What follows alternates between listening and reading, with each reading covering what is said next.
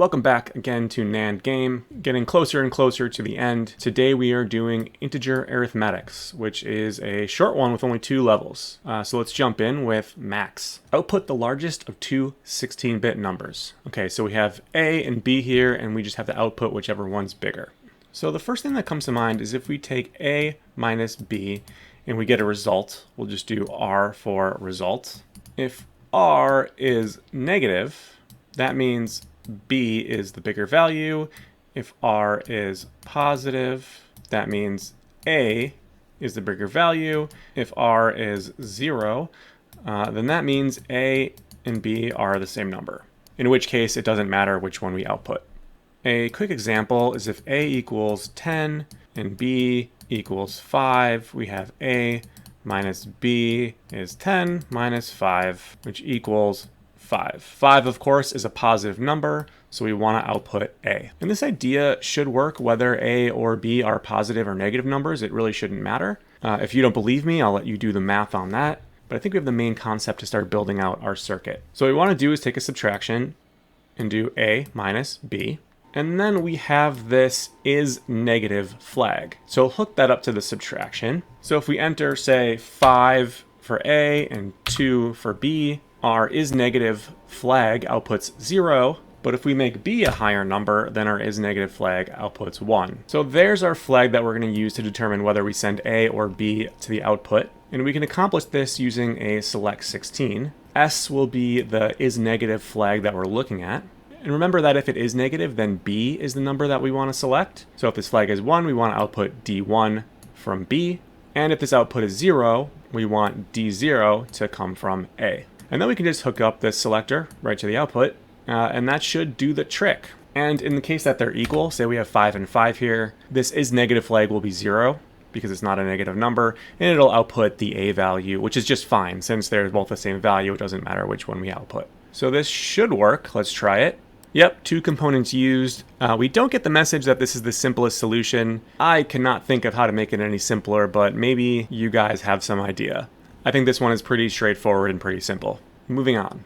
Multiplication. Multiply 2 positive numbers. Looks like we have 2 16-bit numbers, A and B here, and overflow bits should be discarded. Okay, a multiplication circuit is a bit complicated. Maybe it'll be helpful to kind of understand the concept first. Let's say we have 2 bits, A and B, and we want to multiply them together. If A is 0 and B is 0, then the result is 0. If A is 1 and B is 0, then the result is still 0 because multiplying anything by 0 is 0. If A is 0 and B is 1, again, the result is 0. And if A is 1 and B is 1, well, 1 times 1 is 1, so the result is 1. So for multiplying 2 bits together, A and B, you might notice that this looks exactly like the truth table for AND. So if we want to multiply 2 bits, all we need is an AND circuit, A in and B in, and we get the result of multiplication. So an AND circuit lets us multiply 2 bits together. So what if we have a 4-bit number like 1, 0, 1, 0,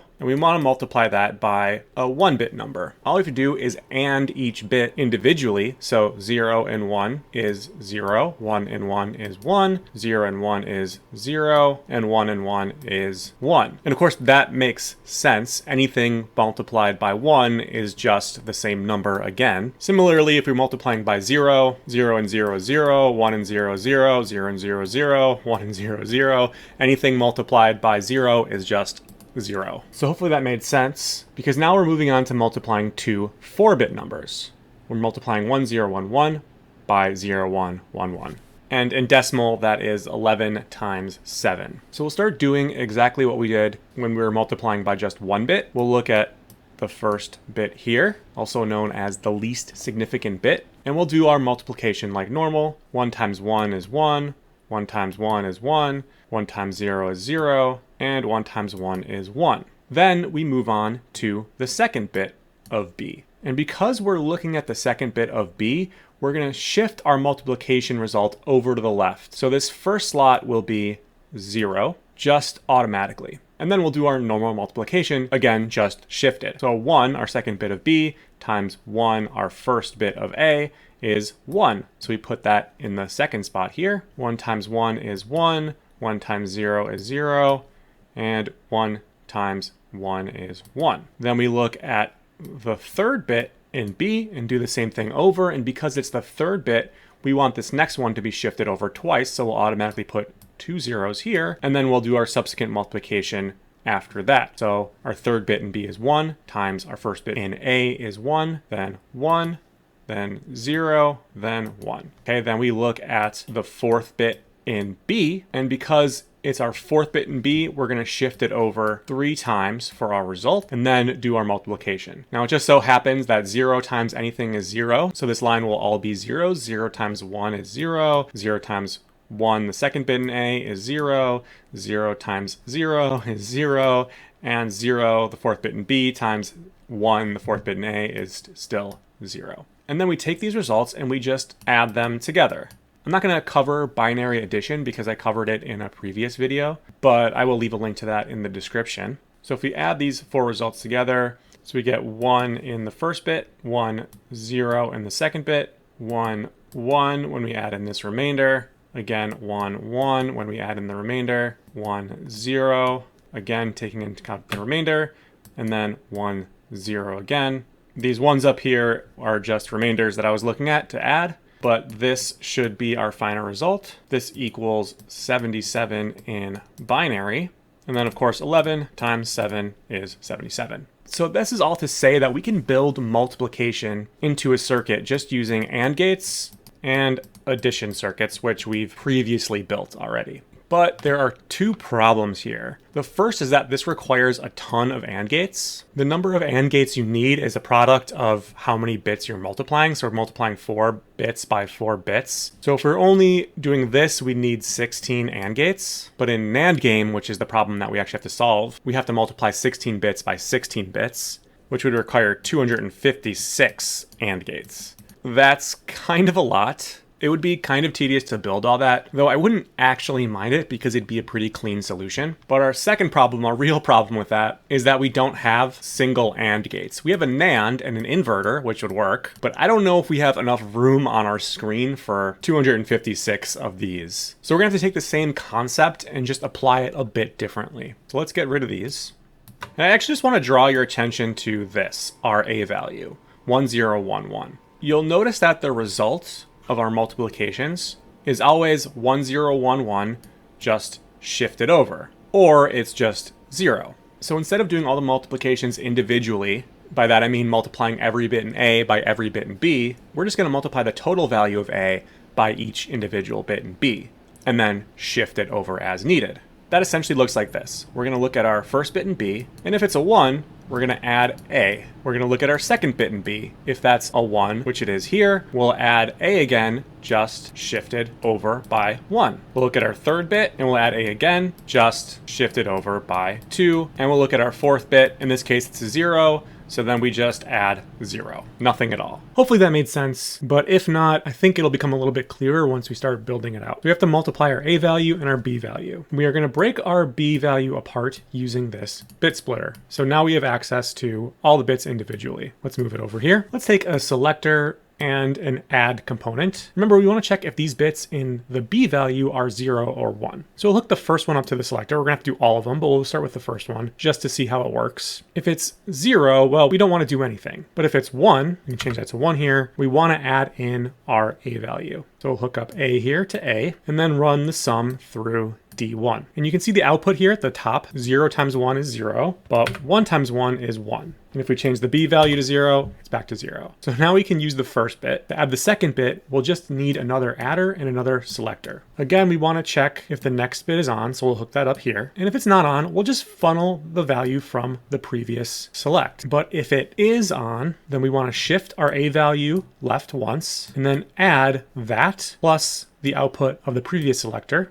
and then hook up our D1 to the sum output. So we can look at the top here, this is 0, and we can see 1 times 0 is 0, 1 times 1 is 1, and now we should be able to do 1 times 2, which is 2. And we can put 10 here, and we should get, well, we get 14, I think that's the hex value. We get 20, you can see up here is the decimal value. So we're just gonna have to repeat this process, and for each bit that is 1 on B, we're gonna add the appropriately shifted A to the running sum. But just to make it cleaner, let's start all over.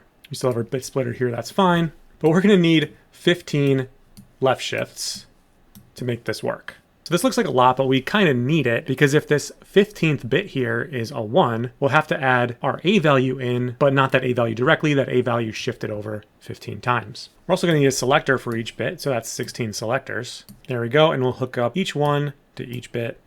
And except for this first one here, every D0 is going to need to be hooked up to the previous selector. Oh, and we didn't have this last select hooked up for some reason.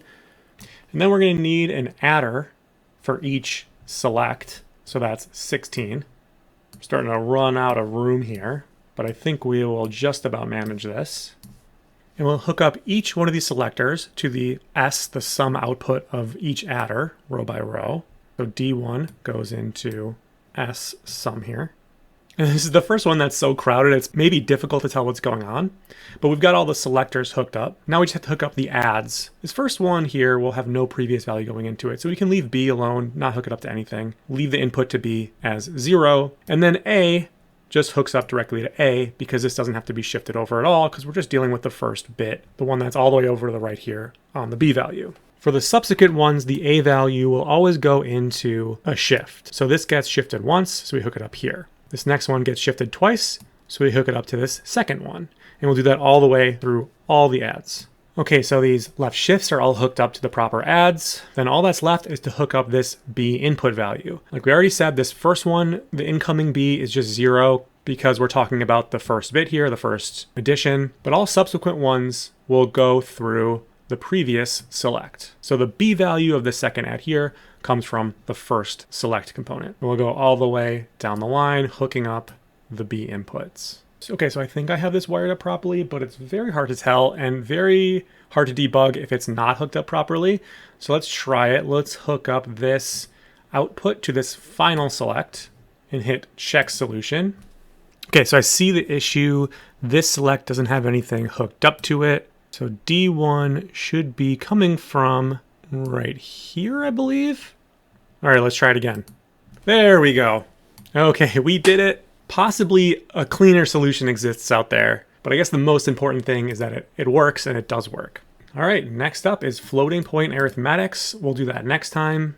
It's looking to be kind of a long one, potentially. And then we're right at the end. We have this multitasking CPU section, but we won't have to worry about that for a little while. I will see you guys for the next one.